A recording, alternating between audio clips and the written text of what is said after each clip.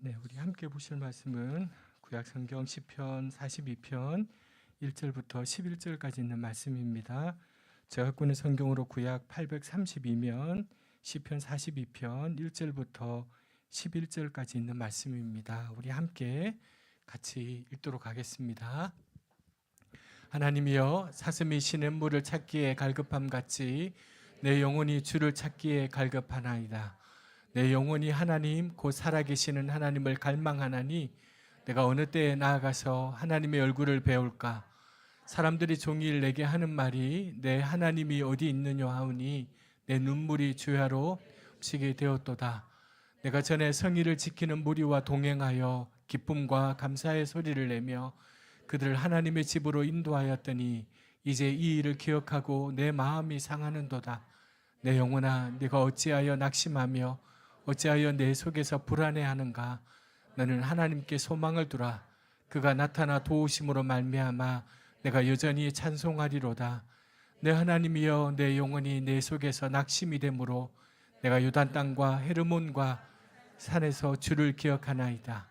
주의 폭포 소리에 깊은 바다가 서로 부르며 주의 모든 파도와 물결이 나를 휩쓸었나이다. 낮에는 여호와께서 그의 인자하심을 베푸시고 그의 찬송이 내게 있어 생명의 하나님께 기도하리로다. 내 반석이신 하나님께 말하기를 어찌하여 나를 잊으셨나이까? 내가 어찌하여 원수의 압제로 말미암아 슬프게 다니나이까 하리로다. 내 뼈를 찌르는 칼같이 내 대적이 나를 비방하여 늘 내게 말하기를 너의 하나님이 어디 있느냐 하도다.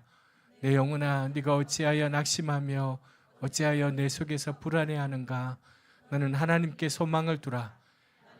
나타나 도우심으로 말미암아 내 하나님을 여전히 찬송하리로다. 아멘. 우리 전후좌우로 얼굴을 한번 보시면서 인사하겠습니다. 한 줄 동안도 수고 많았습니다. 한 줄 동안도 있었습니다. 네. 우리 한 번 더 함께 인사합시다. 함께 살 빼십시다. 함께 우리 다였다. 우리 어쨌든 그 명절 지나고 좀 좁지요, 예배당이. 원래 좁았는데 근데 어쨌든 저도 여러분도 열심히 해서 보면은 살도 좀 빼고 그러면 좋을 것 같아요.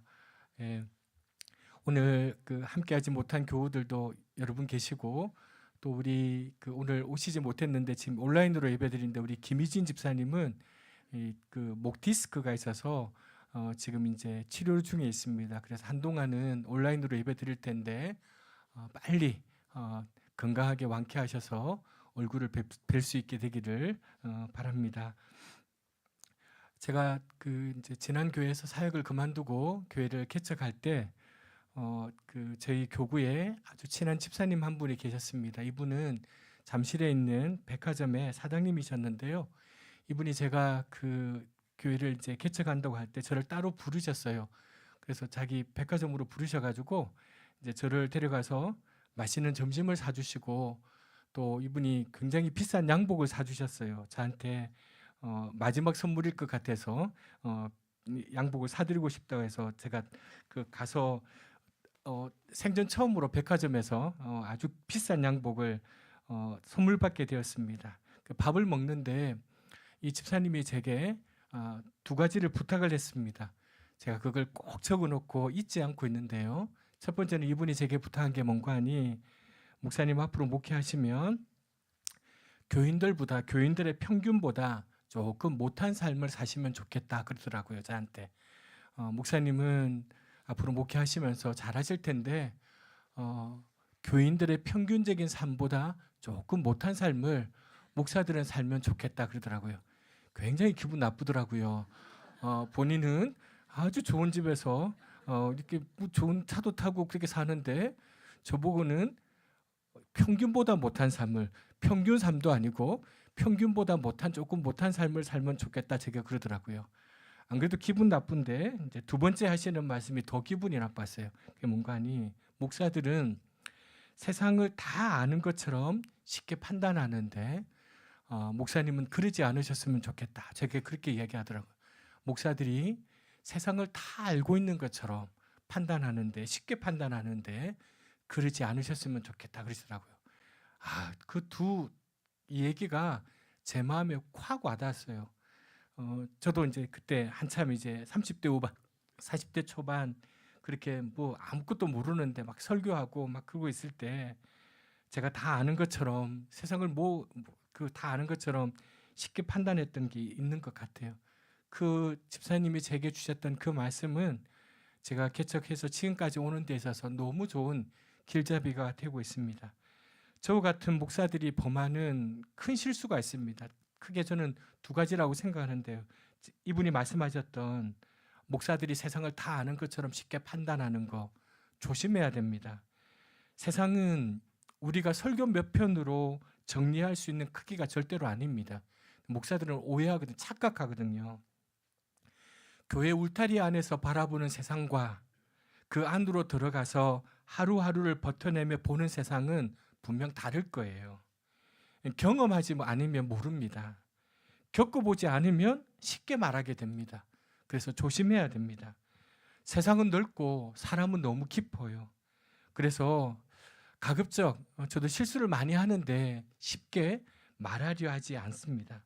두 번째, 목사들이 범하는 실수 중에 아주 큰 실수가 뭐냐면 누군가 회복되는 변화를 볼 때 우리는 내 말이 그를 살렸고 내 눈물이 그를 일깨웠고 내 설교가 그의 인생을 다시 세웠다는 달콤한 오해에 빠집니다.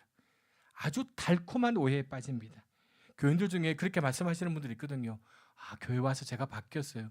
목사님 설교 듣고 제가 많이 변화되었어요. 이런 말에 달콤한 오해에 빠집니다. 교인들도요, 아까 금방 이런 오해에 양념을 넣습니다. 목사들에게 이런 오해에다가 막 양념을 보태요. 그러면서 이 고소한 오해를 서로 먹고 주고받다가요, 이제 변질돼요. 어떻게 되냐? 주종의 관계가 돼요. 목사하고 교인들의 관계가요, 주종의 관계로 변질되어 버려요. 그러나 우리는 절대로 원인이 아니라 통로일 뿐이에요. 씨를 뿌리고 물을 주는 일은 우리의 몫이지만 그 흙 속에서 은밀히 트지는 생명의 신비는요, 하나님께서 이루시는 일이에요. 절대 사람이 이루는 일이 아니에요. 우리 상담하시는 분도 있는데 상담가는 빛이 아니라 창문이고요, 설교자는 생명이 아니라 메아리일 뿐이에요.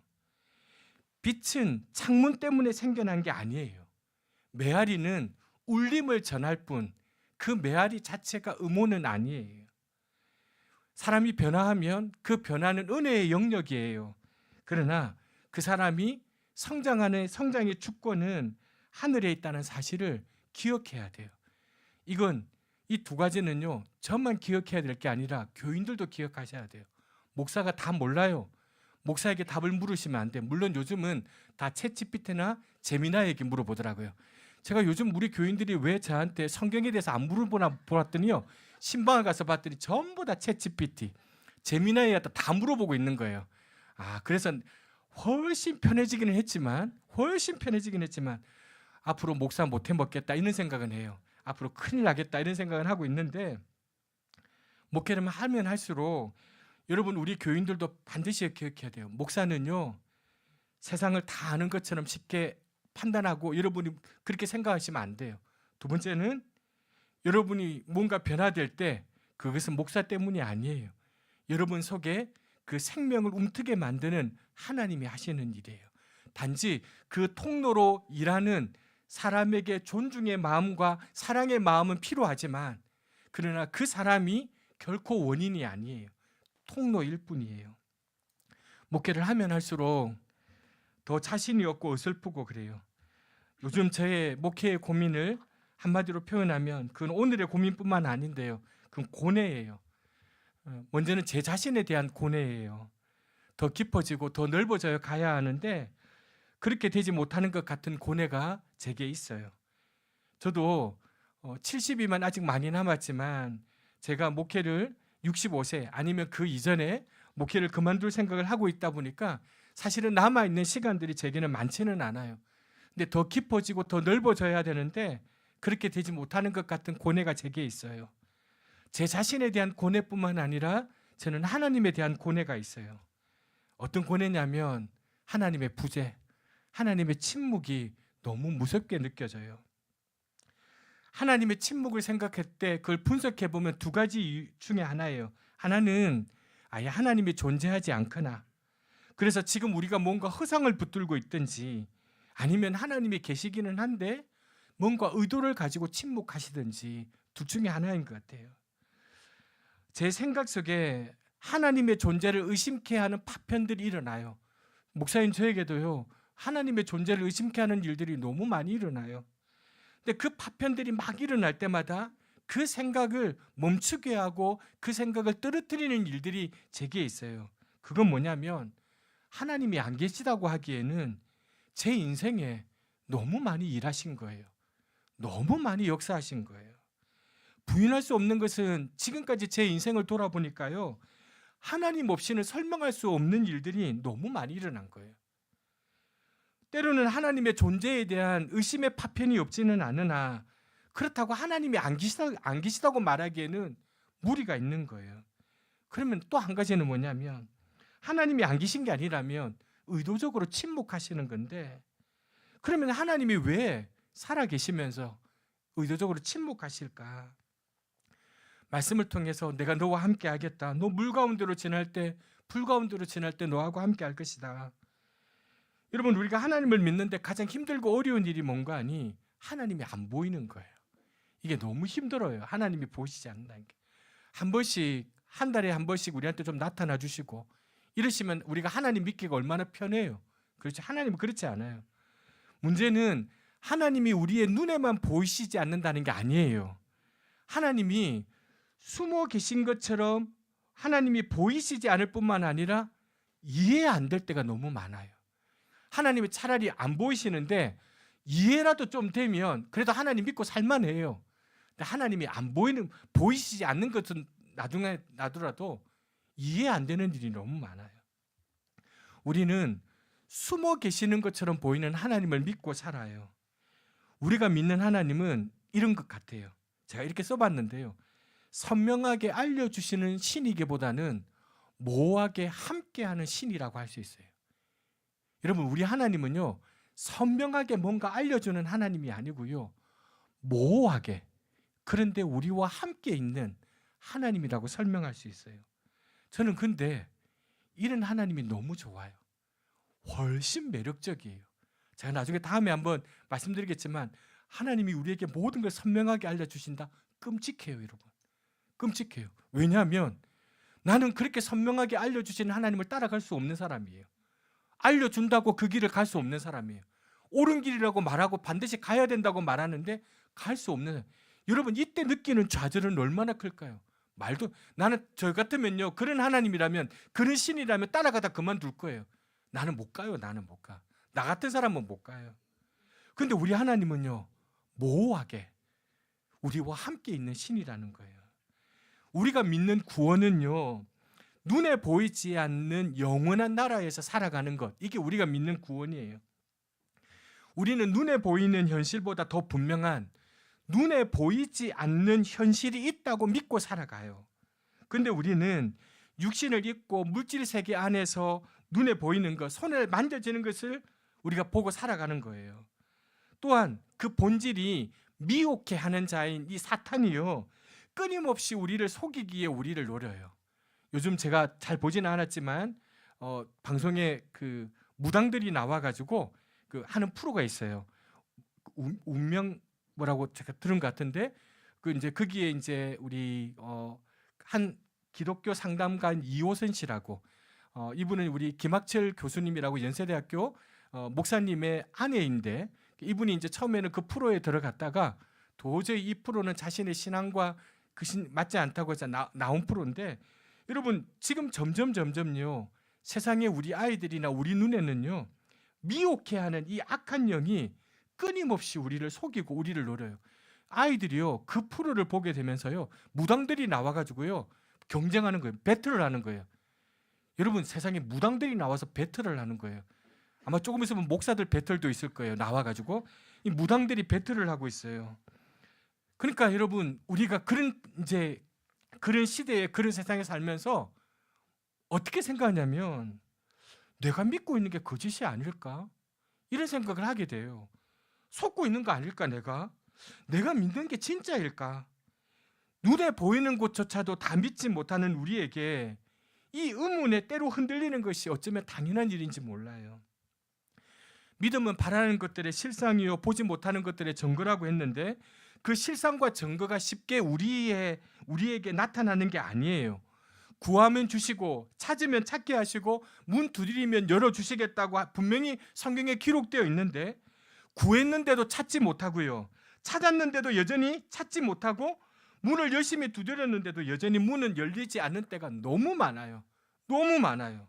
근데 성경은 여전히 우리에게 구하면 주시겠다, 찾으면 찾게 하겠다, 두드리면 열어주겠다고 그렇게 말씀하세요.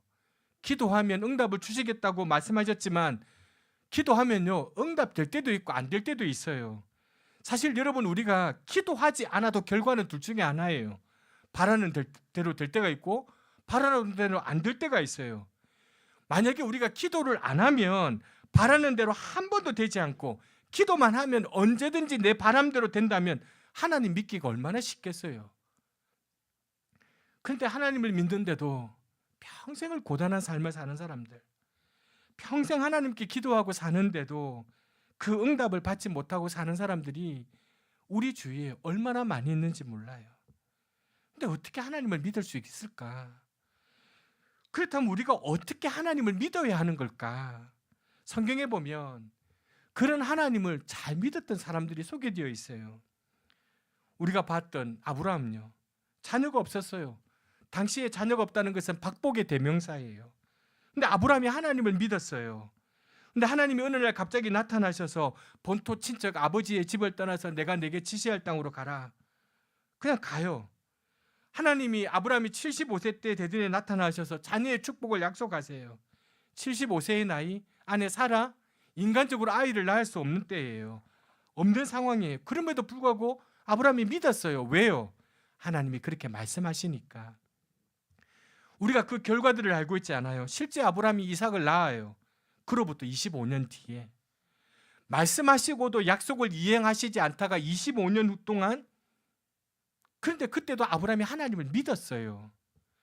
그걸 보면 믿음의 조상이라고 할 만큼 하나님을 잘 믿었던 사람에게도 하나님이 잘 이해되지 않고 하나님이 보여지지 않았던 존재였던 거예요.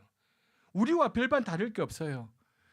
하나님이 사탄 앞에서 그의 믿음을 자랑했던 욥을 한번 보세요. 사탄은요, 욥이 하나님이 욥에게 축복하셔서 부자로 세워주셨기 때문에 하나님 믿고 의지하는 줄로 의심했어요. 그래서 하나님과 대결을 벌이잖아요.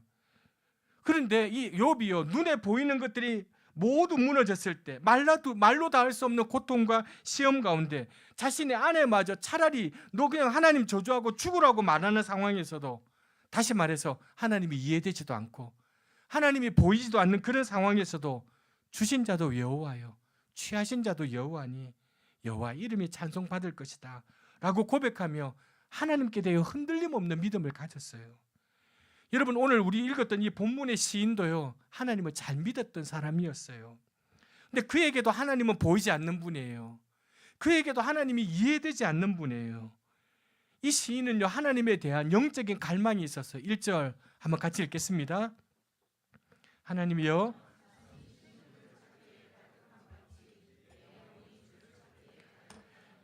갈급하다라고 번역된 히브리어 아라그라는 뜻은요, 단순히 목마르다는 뜻이 아니에요.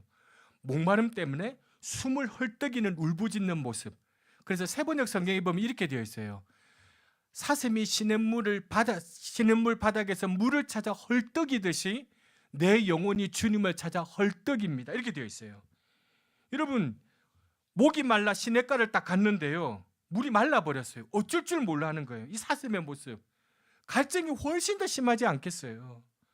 갈증을 채워줄 물의 근원이 말라버렸기 때문이에요. 그런데 이 갈증과 목마름의 원인이 뭐예요? 하나님 때문이에요. 하나님을 향한 목마름과 갈증이에요. 우리가 벼랑 끝에 섰을 때, 빈손 들고 하나님 앞에 우리의 가슴을 달래며 하나님 앞에 나아갈 때 우리는 하나님께 대한 간절함이 있어요. 생기게 돼요. 그리고 우리는 그 간절함 때문에 기도해요. 근데 그 기도가 응답되지 않을 때에는 그 간절함이 오히려 절망이 돼요. 절망이 돼요. 사실은 여러분, 절망은요, 간절함이 없으면 없어요. 간절함이 없는데 무슨 절망이 생기겠어요? 오늘 이 시인에게 찾아온 것은요, 자신이 그토록 찾고 있던 하나님의 응답이 아니라 사람들의 조롱이에요. 3절 같이 읽겠습니다.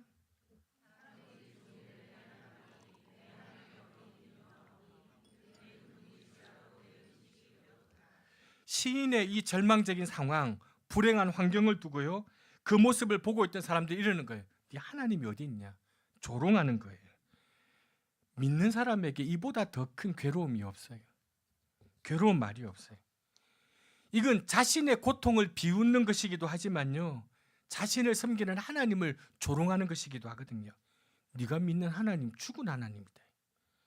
네가 그동안 섬기는 하나님 어디 계시냐?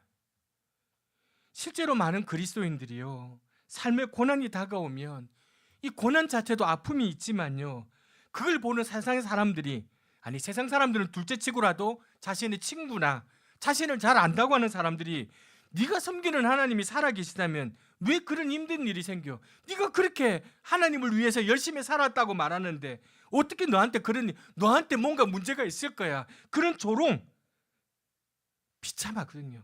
그 비참함을 느껴요. 믿지 않는 사람들이 그것 봐, 하나님 믿어봤자 아무 소용없잖아, 조롱하면요, 믿음이 흔들리고요, 괴로움은 배가 되거든요. 근데 그것으로 인해 이 시편의 시인이요, 음식이 안 넘어가는 거예요. 입에 음식을 넘기지 못하고 마음이 상해가지고요, 눈물을 흘리는데 이 눈물이 음식이 되는 거예요. 음식은 입에 들어가지 않고요, 이 눈물이 자기한테 음식이 되었다고 고백하는 거예요. 간절한 기도가 응답되지 않을 때는요, 그 간절함이 오히려 우리를 절망으로 이끌어요. 절망으로 이끌어요. 예수를 믿고 살면서 저나 여러분이 얼마나 많이 경험하는 일이에요. 8절 같이 읽겠습니다. 낮에는 여호와께서 그의 인자하심을 베푸시고 그의 찬송이 내게 있어 생명의 하나님께 기도하리로다. 하나님과 우리의 정상적인 관계가 이런 거예요. 하나님께서는 우리에게 인내와 자비, 한결같은 사랑을 베푸시고요, 우리는 어때요? 그분을 찬송하고 그분께 기도하는 것, 이게 정상적인 관계잖아요. 그런데 현실은 그 반대라는 거예요. 9절 10절 같이 읽겠습니다. 내 반석이신 하나님께 말하기를 어찌하여 나를 잊으셨나이까? 내가 어찌하여 원수의 압제로 말미암아 슬프게 다니나이까 하리로다. 내 뼈를 찌르는 칼같이 내 대적이 나를 비방하여 늘 내게 말하기를 내 하나님이 어디 있느냐 하도다. 하나님이 정말로 도움이 필요로 할 때 응답하시지 않으셨어요. 꽁꽁 숨어 계신 것 같아요. 그 때문에 이 사람이 당하는 고난과 어려움과 고통은 상상을 초월하는 거예요. 사랑하는 여러분, 한번 생각해 보세요. 살아가면서 나의 눈물을 닦아주고 위로해 줘야 될 부모가, 혹은 아내와 남편이, 자식들이 오히려 나의 눈물의 원인이 되어버릴 때 그 아픔과 낙심과 절망이 얼마나 크겠어요. 그렇지 않겠어요, 여러분? 바로 시인의 심정이 이건 거예요. 자신의 눈물을 닦아주고 위로해 주셔야 될 하나님이 오히려 지금 자신의 이 눈물의 원인인 거예요. 이 눈물의 원천인 거예요. 그때 그 낙심과 고통과 절망이 얼마나 컸겠어요. 얼마나 힘들고 답답했으면 하나님께 이렇게 기도를 했겠어요. 그런데 중요한 것은 이 상황에서도 이 시인은요, 하나님께 대한 소망의 끈을 놓치지 않아요. 붙들고 있어요. 절망 앞에서 다시 소망을 선택해요. 하나님이여 사슴이 시냇물을 찾기에 갈급함 같이라고 말로 시작한 이 시편 42편이 어떻게 끝을 맺는가? 11절 같이 읽겠습니다. 내 영혼아 어찌하여 내 속에서 불안해하는가? 너는 하나님께 소망을 두라. 나는 그가 나타나 도우심으로 말미암아. 11절은 소망을 붙들고 있어요. 근데 여러분, 우리가 상식적으로 보면 11절에 이렇게 고백이 나오려면 바로 그 앞절에 하나님께 응답을 받았어야 돼요. 봐, 하나님 응답하시잖아. 그러니까 소망을 잃지 마. 붙들어. 하나님의 뭔가 축복의 응답을 받는 장면이 나와요. 자신의 그 울부짖음과 갈망에 대한 하나님의 응답이 나와야 돼요. 그런데 이 엄청난 간적과 고백이 나오는 5절과 11절 앞에 3절, 4절, 9절, 10절은 그렇게 되어 있지 않아요. 3절, 4절은 아까 우리가 봤던 것처럼 내 눈물이 주야로 내 음식이 되어 있었어요. 마음이 상해 죽겠어요. 기도하는 걸 보니까요, 이 상황은 여전히 하나님의 뼈저린 부재, 침묵의 상황임이 틀림없어요. 9절 10절을 보니까 어찌하여 나를 잊으셨나이까, 내 뼈를 찌르는 칼 같은 비방이 계속됩니다 라고 기도하는 것 보니까 하나님이 여전히 그에게서 손을 떼고 계시는 상황임이 틀림없어요. 그런 상황에서도 시인은 내 영혼아, 네가 어찌하여 낙심하며 어찌하여 내 속에서 불안하는가, 너 하나님께 소망을 두라. 나는 그가 나타나 도우심으로 말미암아 내 하나님을 여전히 찬송하리로다. 그렇게 고백해요. 시인이 이 시편을 쓸 때 그의 삶은 힘들고 어렵고 공고하고 답답했던 것이 틀림없어요. 절망적인 상황이었던 게 틀림없어요. 그런 상황에서도 그는 하나님께 대한 소망의 끈을 놓치지 않았어요. 흔들리지 않았어요. 믿음이 있었어요. 다시 소망을 선택해요. 사무엘하 16장에 보면 다윗이 자신의 권력을 아들 압살롬에게 빼앗기는 장면이 나옵니다. 그리고는 예루살렘을 이렇게 도망가듯 빠져나오는 사건이 나와요. 그렇게 예루살렘을 도망가서 떠나올 때 그냥 떠나오는데 저기서 이 다윗을 저주하는 사람이 한 사람이 나타나요. 시므이라는 사람이에요. 이 시므이는 사울의 친척이에요. 시므이가요, 다윗에게 돌을 막 던지면서 막말을 퍼부어요. 꺼져라, 꺼져라, 꼴 좋다. 사울 집안에 흘린 사람들의 모든 피가 이제 너에게 갈 것이다. 하나님이 너에게 돌려줄 것이다. 아들한테 반역을 당하더니 꼴 좋다. 그러면서 막 돌을 던지면서 막말을 퍼부어요. 그때 다윗의 주변에 사람이 없었던 게 아니에요. 다윗을 따르던 군사들이 있었어요. 그때 다윗의 신복인 스루의 아들 아비새라는 사람이 있었는데 이렇게 말해요. 왕이여, 명령만 내리세요. 저 죽은 개 같은, 저 주인한테 왕에게 막말을 하는 저 사람 제가 건너가서 목 잘라 오겠다고 명령만 내리라고 얘기합니다. 그때 다윗의 놀라운 반응, 우리 같으면 어떻게 하면 빨리 가라, 망창 가자, 저거 그냥 능지처참, 우리 같으면 그럴 텐데 다윗의 놀라운 반응, 네가 나하고 무슨 상관이 있느냐, 저 사람이 저렇게 막말하는 거는 하나님이 하라고 그냥 허락한 거야, 내버려 두라, 그러지 마라, 나 달게 들어야 돼, 하나님 나 들으라고 하는 소리인 것 같아. 다윗인들 왜 감정이 없었겠어요?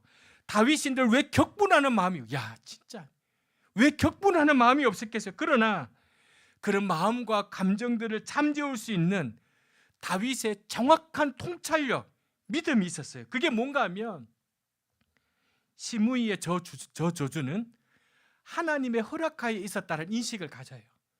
하나님이 그렇게 하기로 하셨다. 그 두 번째는 저거 그러니까 인위적으로 막아서 될 일 아니다. 시므이 입 닫는다고 끝날 일이 아니다. 얼마나 통찰력이 있어요. 다음이 더 중요해요. 뭐라고 하냐면 이런 일을 통해서 선한 일을 이루실 것이라는 하나님에 대한 믿음이 있었어요. 다윗이. 12절 한번 같이 읽어보실까요? 같이 읽겠습니다. 혹시 여호와께서 나의 이 비참한 모습을 보시고 오늘 시므이가 한 저 저주 대신에 오히려 나에게, 다윗의 고백 얼마나 놀라워요, 여러분. 다윗이 이렇게 고백해요. 내가 지금은 힘이 없어서 조롱당하고 그래서 내가 하나님께 부르짖었지만 아무런 응답도 없는, 때로는 무섭고도 힘든 하나님의 침묵으로 인해서 당하는 아픔과 수모가 내게 있지만 이걸로 끝나지 않을 거다. 나는 믿는다. 하나님이 이걸로 끝내실 분이 아니다는 거예요. 그러고 나서요, 세 장을 지나서 사무엘 19장에 가보면요, 다윗이 아들 압살롬의 쿠데타를 진압합니다. 다윗이 힘을 회복하고 권력을 되찾습니다. 그리고 예루살렘으로 돌아옵니다. 그랬더니 다윗을 저주하던 시므이가 제일 먼저 와서 어떤 태도를 취하는가? 19장 18절 같이 읽겠습니다. 왕이 요단강을 건너려고 할 때에 게라의 아들 시므이가 왕 앞에 엎드려 왕께 아뢰되 내 주여 원하건대 내게 죄를 돌리지 마옵소서.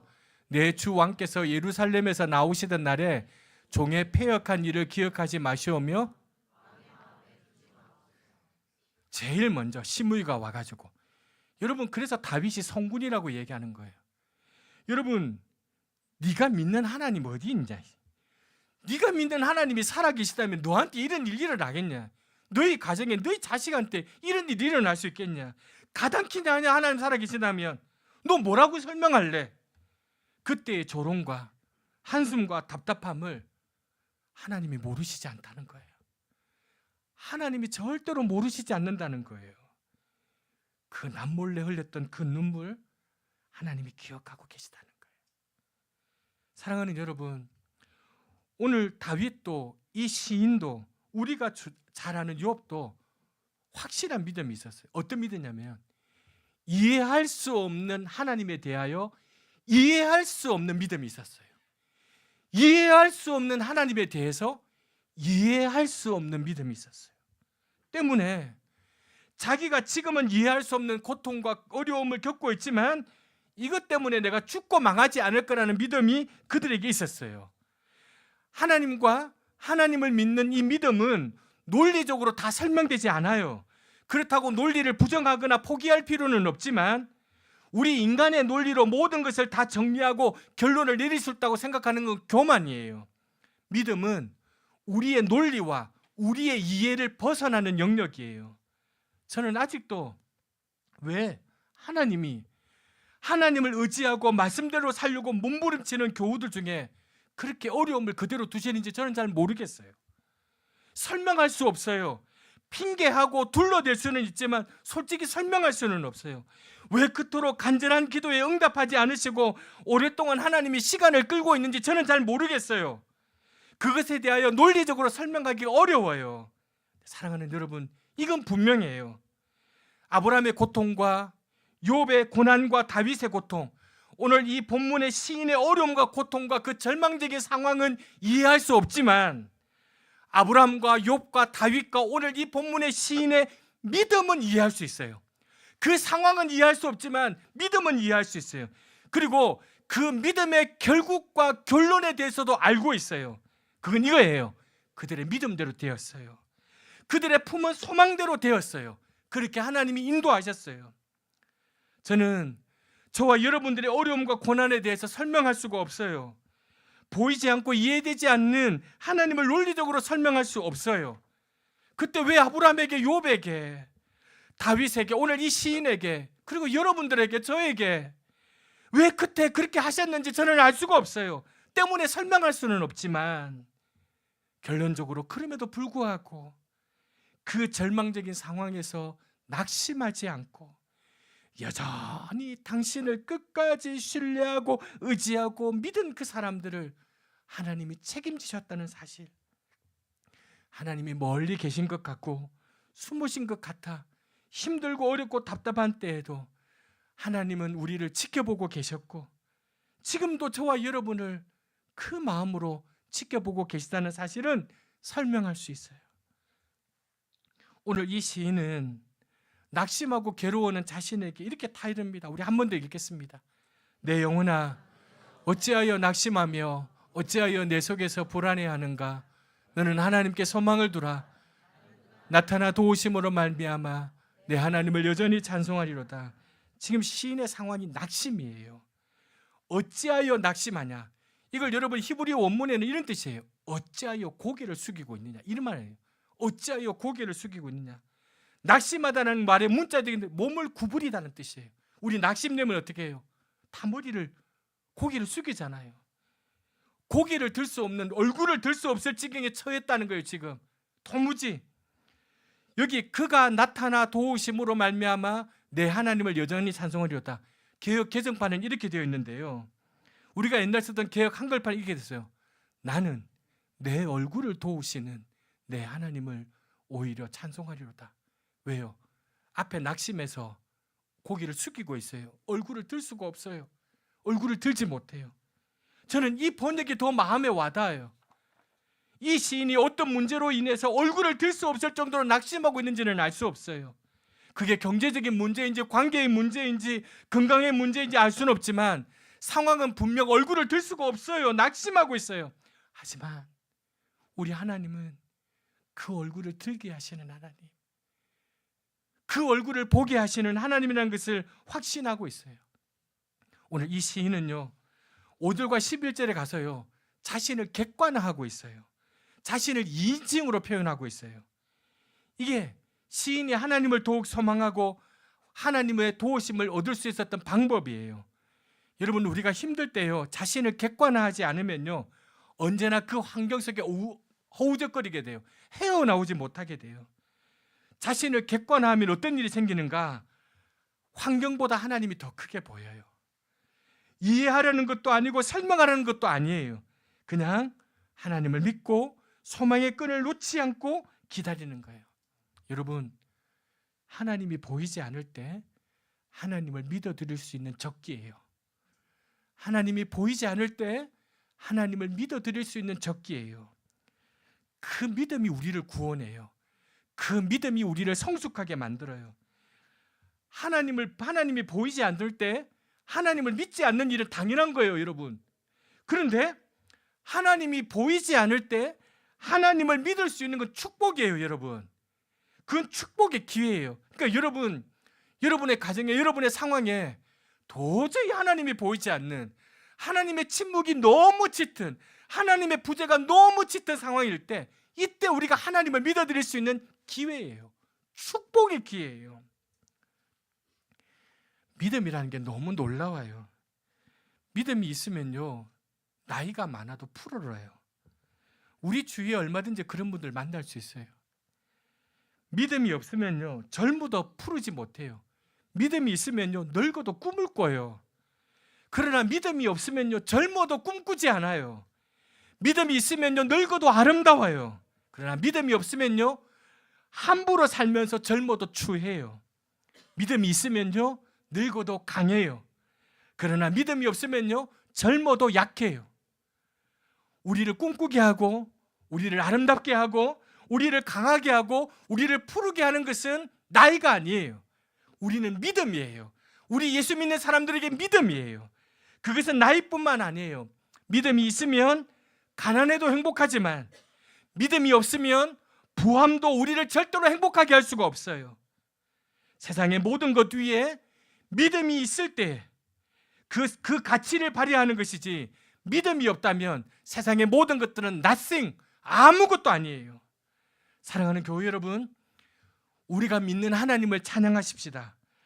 숨어 계시는 하나님, 잡으려 해도 잡히지 않고, 그러나 조용히 머물러 있으면 우리의 존재를 감싸시는 하나님, 우리를 환각과 환상 속으로 도피하게 하시는 하나님이 아니라, 힘들고 어렵지만 현실 안으로 들어가서 대면하고 직면해서 우리를 끌어안아 그 현실을 바꾸게 하시는 우리의 하나님, 선명하게 모든 것을 알려주기보다는 모호하게, 그러나 우리와 함께 있는 그 하나님, 그런 하나님을 찬양하십시다. 그리고 그런 하나님께 우리의 소망을 두십시다. 때로는 아직도 나를 여전히 인도하고 계실까? 의심도 생기지만, 의문도 생기지만, 보이는 게 아니라 믿는 것으로 살아가십시다. 우리가 하나님께 우리의 삶을 맡기고 우리의 현실을 끌어안고 믿음으로 담대히 살아가십시다. 그렇다면 분명 그 믿음은 우리의 삶을 밑에서부터, 속에서부터 표신하지 않게 조금씩 틀림없이 우리를 바꾸어 나갈 것입니다. 아직도 하나님이 나를 인도하고 계시는 걸까? 하나님이 살아계시다면, 나를 인도하고 계시다면 어떻게 내게 이런 일이 있어? 이런 문제가 있어? 세상 사람들이 볼 때는, 믿지 않는 사람들이 볼 때는 하나님을 믿는 저와 여러분이 속고 사는 것처럼 보여요. 저거 맨날 저거 속는다, 교회 가서. 그러나 여러분, 정말 누가 속고 있는 것인지 한번 깊이 생각해 보시기 바랍니다. 세상 사람들이 볼 때 거짓말 같은 하나님을 우리가 믿고 살아갈 때, 세상 사람들은 모르는 거짓말 같은 평화와 기쁨을 누리게 될 것입니다. 세상 사람들이 도저히 믿을 수 없는 거짓말처럼 들리는 이 믿음의 길에서 저와 여러분이 완주하게 될 때, 세상에 진짜 같아 보였던 모든 것들이 없어질 때, 소멸될 때, 거짓말 같은 영혼을 저와 여러분이 누리게 될 것이라는 사실을 잊지 마시고 그 믿음으로 이 힘든 세상을 살아가는 우리 교우들 되시기를 주님의 이름으로 부탁드립니다.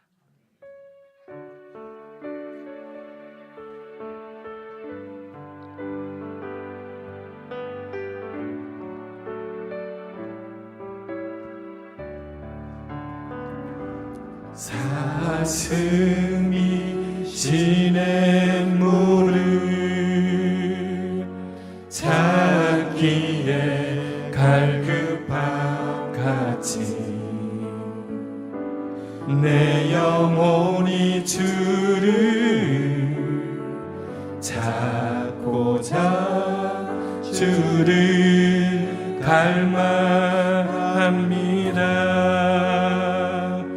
주여 어찌합니까?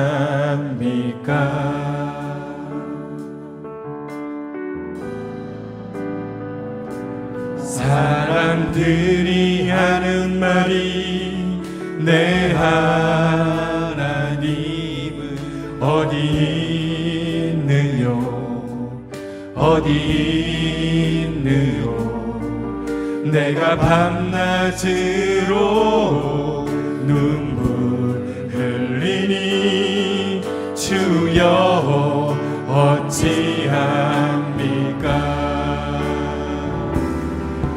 내 영혼아 내가 어찌하여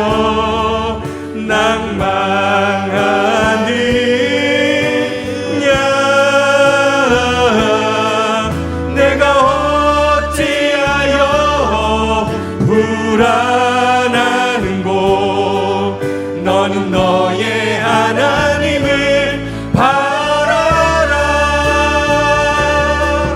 내 얼굴을 도우시는 내 하나님을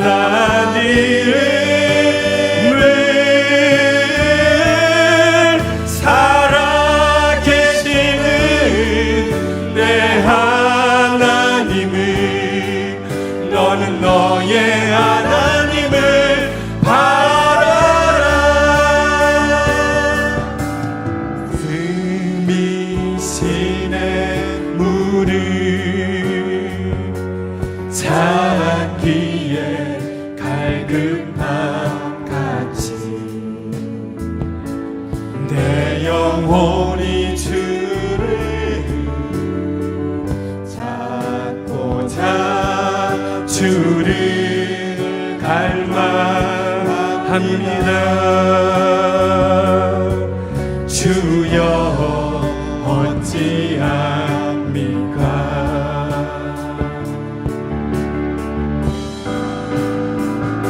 사람들이 하는 말이 내 하나님은 어디 있느요 어디 있느요 내가 밤낮으로 눈물 흘리니 주여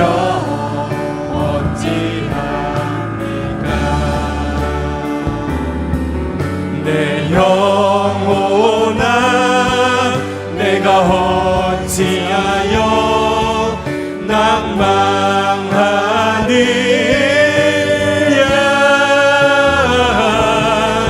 내가 어찌하여 불안하는고 너는 너의 하나님을 바라라 내 얼굴을 도우시는 내 하나님을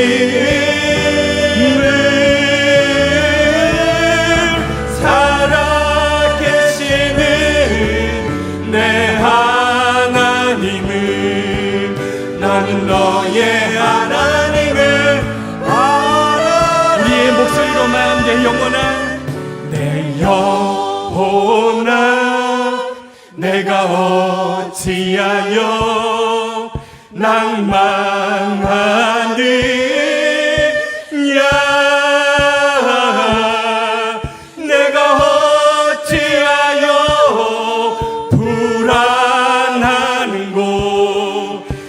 나는 너의 하나님을 바라라.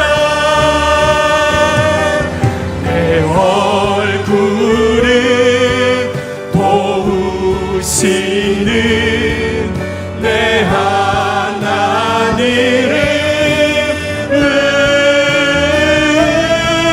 살아계시는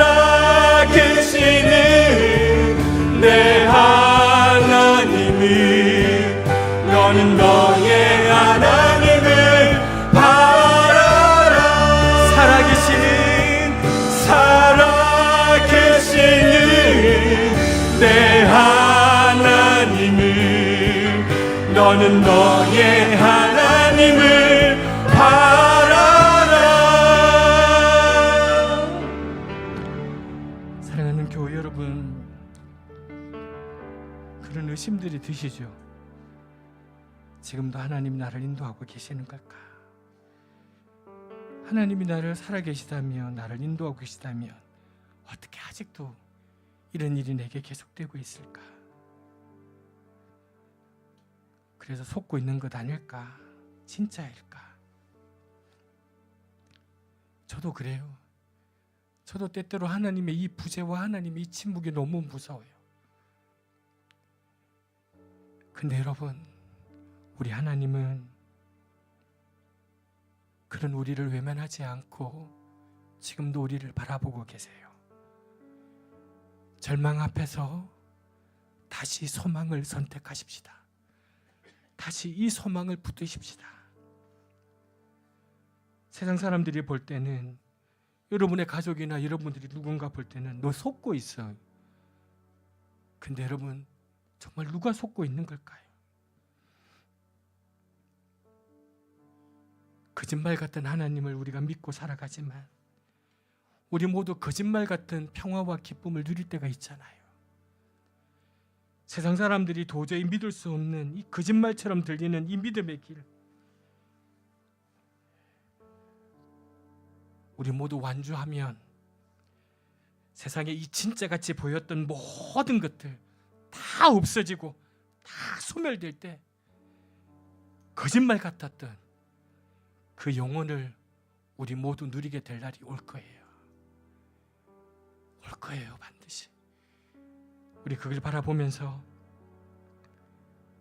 절망 앞에 있지만 다시 우리 마음 깊숙이 하나님의 향한 소망을 붙드십시다. 그 믿음을 우리에게 달라고 오늘 우리 주신 말씀을 생각하며 함께 같이 기도하겠습니다.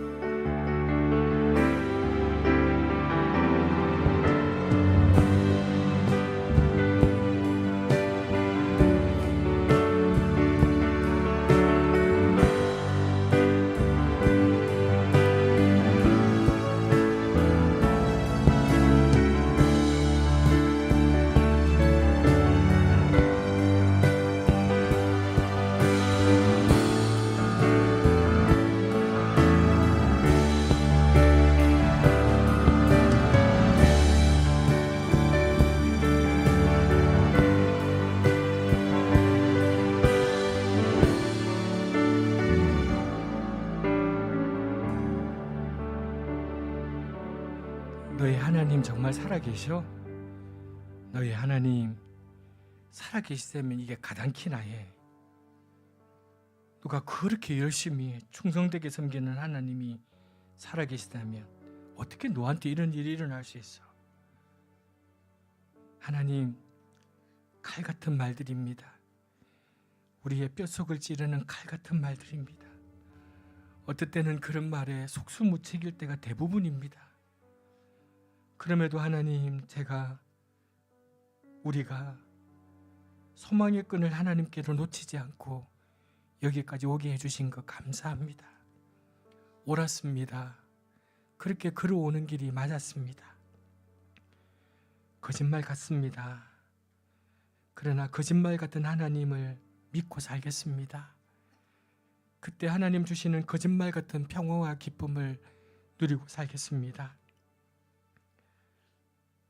거짓말처럼 들리는 이 믿음의 길에서 우리 모두 완주해서